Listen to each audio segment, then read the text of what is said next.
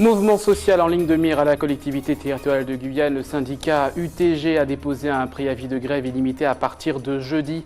Parmi la longue liste de revendications, l'harmonisation des droits entre les ex-fonctionnaires de la région et du département. Nous y reviendrons dans cette édition. Ce soir, le Made in Guyane redécouverte du chocolat, de Mana, de la fève au cacao, de la fève à la tablette, les coulisses de fabrication de ce produit plaisir.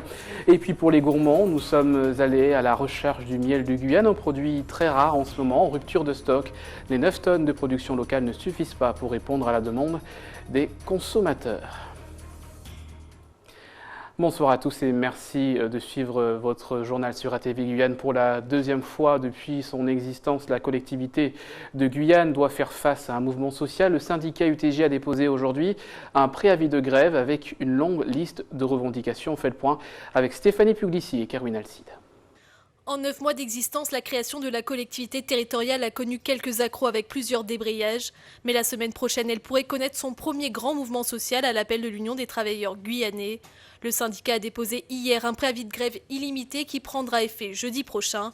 Parmi les revendications, l'égalité de traitement entre les anciens salariés des deux collectivités. Le président fait régner au sein de la collectivité l'apartheid entre eux, les agents de la collectivité départementale et ceux de la région. Que le président puisse nous dire que pour les CUI de l'ex-conseil général, ce sont des CUI suspects et que pour les lycées, au fait, tous les contrats ont été renouvelés. Là, il y a un blocage au niveau donc, du travail des collègues qui sont au niveau des collèges. Donc, pour exemple, on va prendre la cuisine d'Oxos Cantou. Le chef nous disait qu'il y avait 10 agents et aujourd'hui, ils sont 3. Donc, concrètement, ils ne pourront pas fonctionner. L'UTG déplore le non-renouvellement de nombreux contrats signés par Alain Tienlong, ce qui perturbe le bon fonctionnement de plusieurs services, comme ici à la cuisine scolaire de Soula. Nous étions 8 personnels et aujourd'hui nous devons faire le travail à 4. Pour faire tout, la plonge, le service, l'entretien, pour tout faire, on doit se démultiplier. Après plusieurs alertes lancées par une intersyndicale, l'Union des travailleurs guyanais avance désormais seule, sûre de ses forces. Aujourd'hui, l'UTG prend ses responsabilités. Nous sommes un syndicat, un jeune bureau élu le 28 juin. Et il est hors de question que nous attendons les autres. Si les autres veulent se rejoindre à nous, pas de problème. Mais aujourd'hui, on dit stop et on y va. En visite dans l'Ouest guyanais, le président de la CTG entend réagir dès lundi à ce préavis de grève. Si aucun terrain d'entente n'est trouvé d'ici mercredi, les banderoles seront de sortie.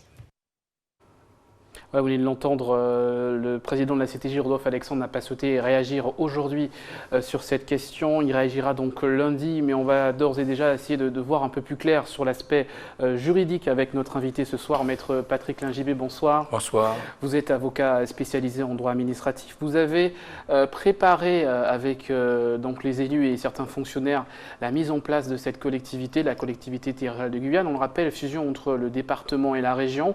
Et ces problèmes d'harmonisation entre les deux ex-régions et départements étaient déjà connus, envisageables en tout cas.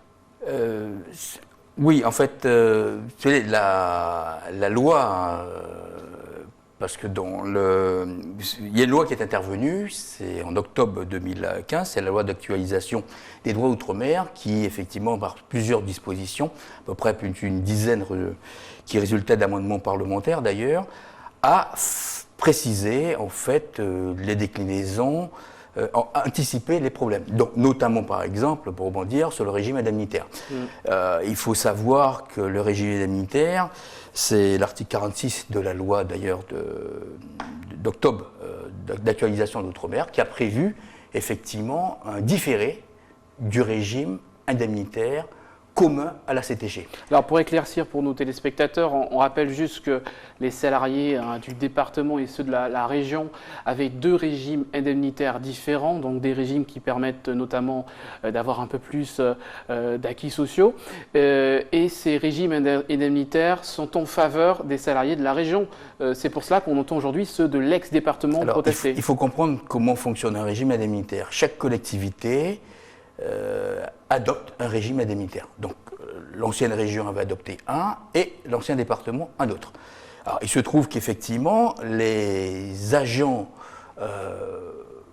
territoriaux du département et de la région, de l'ancienne région, sont sur le même statut, la loi du 26 janvier 84. Le régime indemnitaire diffère, puisque la collectivité différait. Alors ce qui se passe, c'est que en fait, le régime indemnitaire effectivement, des ex-agents régionaux était plus favorable, si vous voulez, que le régime donc, indemnitaire des anciens agents départementaux. La loi le prévoyait, ça, cette harmonisation, vous le disiez tout à l'heure. Ah oui, oui, la loi le prévoit. Sauf que la loi prévoit un nouveau régime indemnitaire applicable pour les gens qui vont être nouvellement recrutés par la CTG.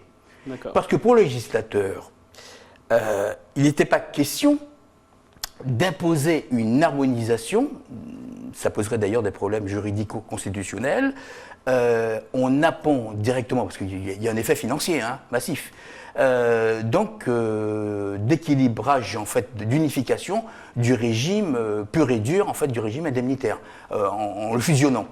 Donc ça veut dire que vous auriez, en fait, là, pour parler très clairement sur le plan juridique, 3 régimes indemnitaires, puisque le dispositif a prévu le maintien du régime indemnitaire pour chaque catégorie. C'est-à-dire que là, on a dans la même maison la CTG, des employés qui seront sous 3 régimes indemnitaires différents. Tout à fait.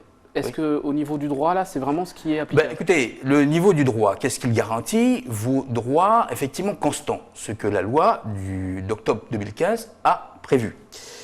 Ce qui va se passer, c'est évident que, de mon point de vue, sur le plan juridique, il faut un régime unifié. Sauf le régime unifié, vous ne le ferez pas du jour au lendemain. C'est mathématiquement, arithmétiquement impossible. Alors au niveau des finances, justement, cette nouvelle collectivité a hérité des 2 budgets des anciennes à un niveau constant. Oui, pour 500 millions d'euros. Voilà, ce qui ne permet pas d'imaginer plus de dépenses. Si vous voulez, il faut bien comprendre la mécanique ce qui est résulté de la fusion.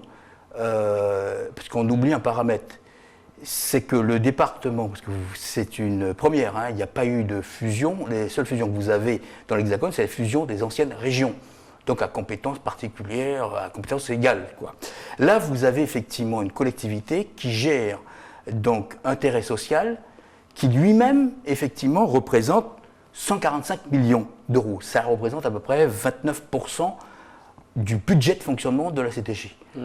Additionné effectivement aux 28%, 140 millions, vous avez plus de la moitié du budget qui est effectivement absorbé. Ça veut dire qu'en l'occurrence, que toutes les autres dépenses sur lesquelles vous pouvez jouer ont un impact nécessairement sur le tout.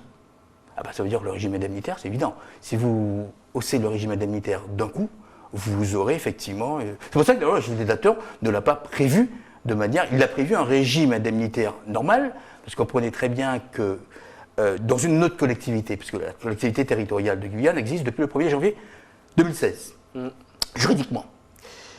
Ça veut dire qu'en l'occurrence, les personnes qui vont être recrutées par la CTG devraient avoir un régime indemnitaire.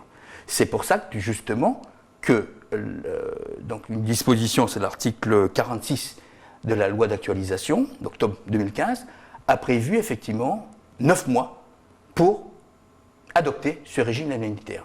Vous savez si ce régime est en cours, en tout cas, parce que là, on est... Si, oui, il y a effectivement du travail qui est fait sur le régime indemnitaire. Alors la question, c'est de savoir, effectivement, outre ce régime indemnitaire, comment il faudra harmoniser par étapes les autres régimes indemnitaires. Parce que, bon, je peux comprendre parfaitement, effectivement, un agent qui considère qu'effectivement, il faut un équilibre au régime indemnitaire. Sauf que vous avez vu qu'effectivement, la mathématique...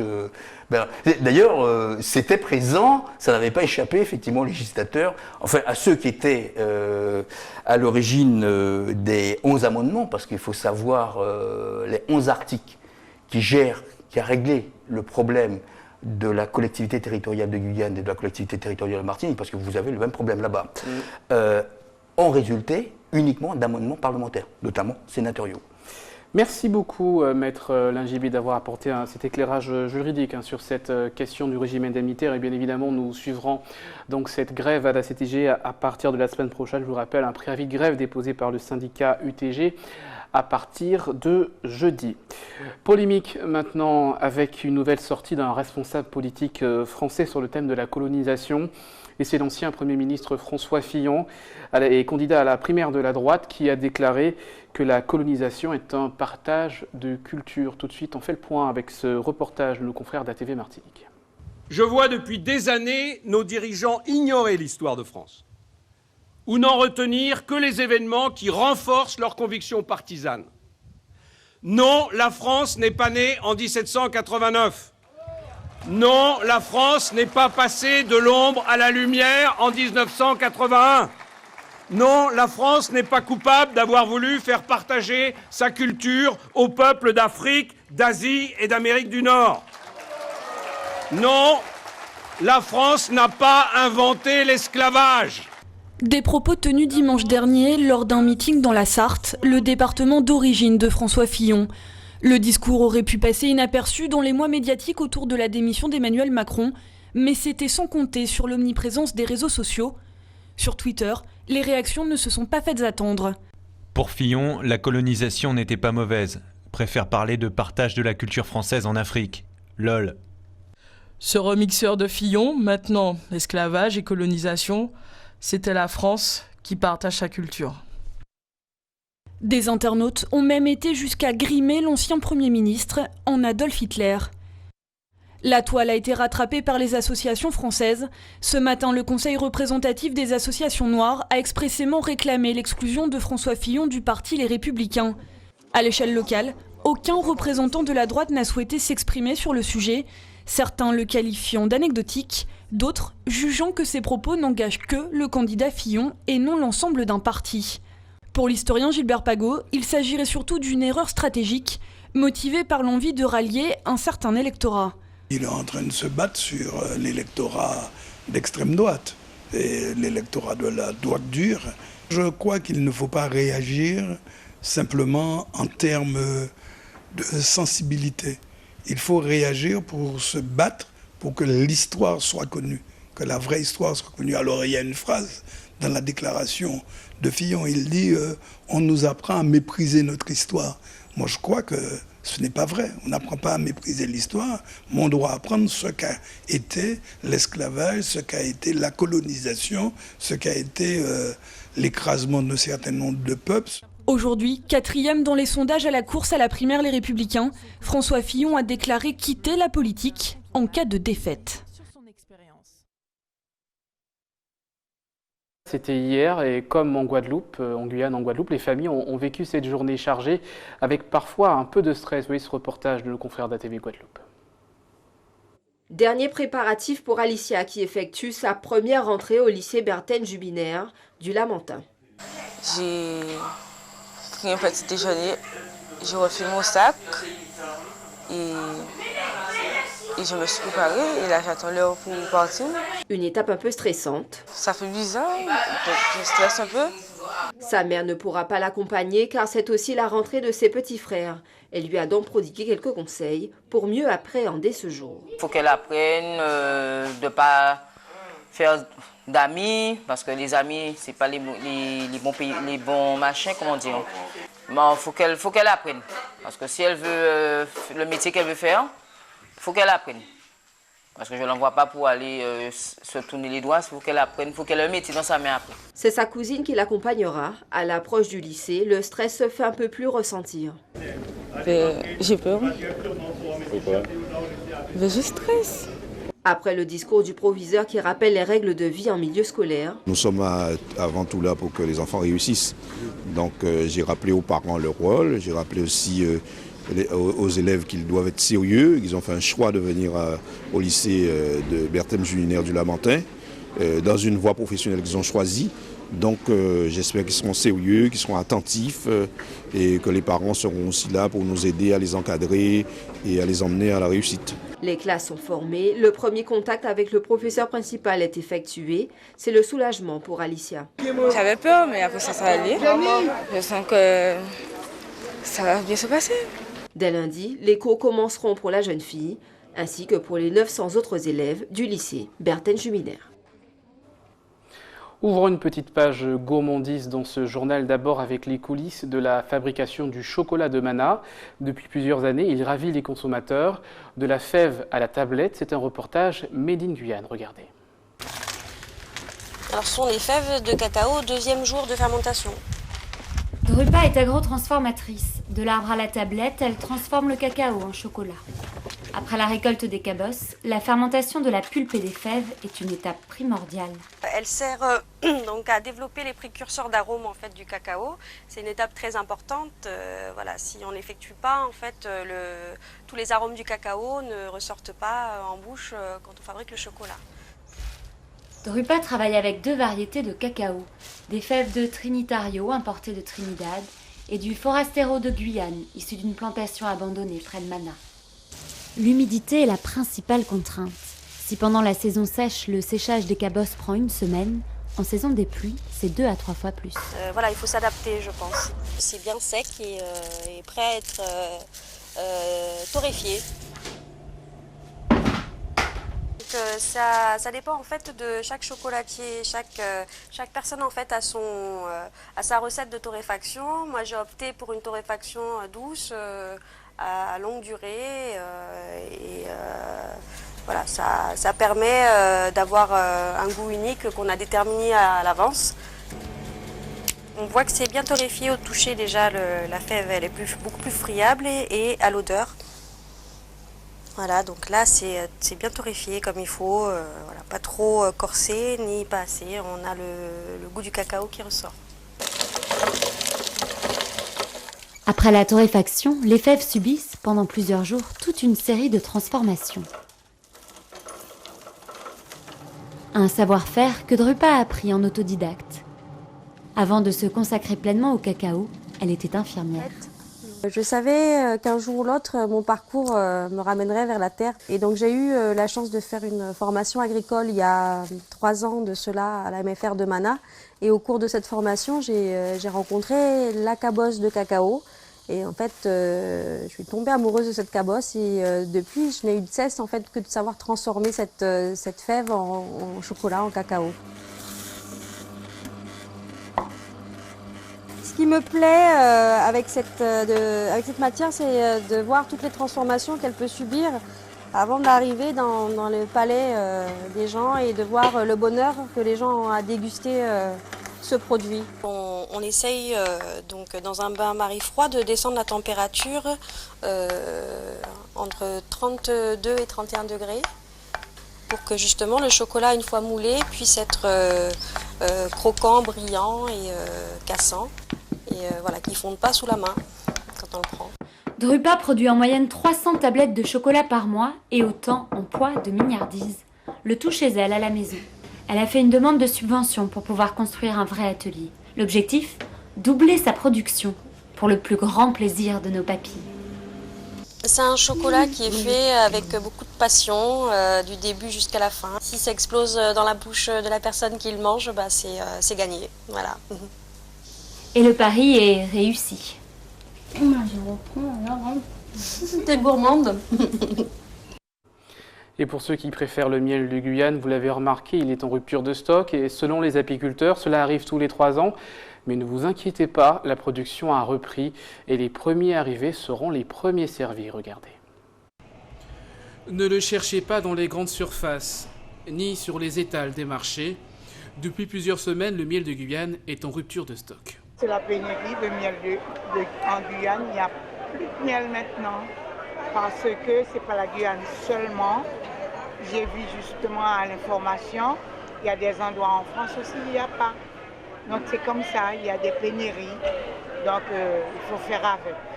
Et ne comptez pas sur ces quelques ruchiers d'abeilles mélipones installés au cœur d'un quartier de Cayenne. On est sur des abeilles qu'on a redécouvert en 2011. Et donc là, on est en train de faire des essais, de savoir quelles espèces on met en ruche, quelle forme de ruche il faut, quel volume il faut. Et donc on est en phase expérimentale, parce que le rapport de production est 3 à 5 kg pour une ruche comme celle-ci, et on est entre 30 et 40 kg sur une ruche d'abeilles qui piquent. Avec 9 tonnes de production locale, les apiculteurs de Guyane peinent à répondre à la demande, d'autant plus que les sites d'installation de nouveaux ruchiers sont très rares. Alors on se rend sur un rucher que je suis en train d'ouvrir. Il est sur la commune de Roura. On va y mettre 12 ruches. Alors, il y aura 12 ruches à partir de cette nuit. Là, il manque le principal, les ruches. Je vais les déplacer ce soir. Je vais les amener. Elles sont prêtes. Elles ont commencé à monter en population. Et donc, à partir de ce soir, je vais les charger dans la voiture. On bouche l'entrée de la ruche pour pas que les abeilles sortent. Et puis, on les charge dans la voiture. Et arrivé ici, on les pose en place et on ouvre. Et elles recommencent une nouvelle vie. Ah, ça va être pas pour les aiguiser. Hein. À peine installées, ces ruches feront l'objet d'une déclaration auprès des services vétérinaires. Et pour la première année, la déclaration se fait obligatoirement par Internet. Donc voilà, il faut vraiment déclarer à partir de la première ruche. Et maintenant, on fait ça par ordinateur. À partir de la première ruche, il y a obligation de déclaration. Consommation personnelle aussi ? Consommation personnelle. Après, il y a un autre numéro qui a demandé à partir du moment où on le commercialise. Chaque année, 69 tonnes de miel sont importées. Mais sachez que les qualités du miel du Guyane sont reconnues au niveau national et que la pénurie ne devrait pas trop durer. Voilà, c'est ainsi qu'on referme cette édition. Tout de suite, je vous rappelle la principale information de ce soir. Le mouvement social à la collectivité territoriale de Guyane, un préavis de grève déposé par le syndicat UTG à partir de jeudi. Parmi la liste des revendications, l'harmonisation des droits entre les ex-fonctionnaires régions et départements. Nous avons reçu Maître Lingibé pour un éclairage sur ce dossier. Série Made in Guyane, redécouverte du chocolat de Mana, de la fève de cacao à la tablette, les coulisses de fabrication de ce produit plaisir, fabriqué donc au cœur de cette ville rurale. Et puis pour les gourmands toujours, vous l'avez vu, le miel de Guyane est en rupture de stock, ce produit très rare. Malgré les 9 tonnes de production locale, elles ne suffisent pas à répondre à la demande des consommateurs. 69 tonnes de miel importé sont consommées chaque année en Guyane. Voilà, c'est la fin de cette édition. Permettez-moi de vous dire que j'étais très heureux de vous accompagner pour l'information durant ce mois d'août sur ATV Guyane. Dès lundi, vous retrouverez Kessie Washop à cette même place. Tout de suite, l'information nationale et internationale avec nos confrères de BFM TV. À bientôt.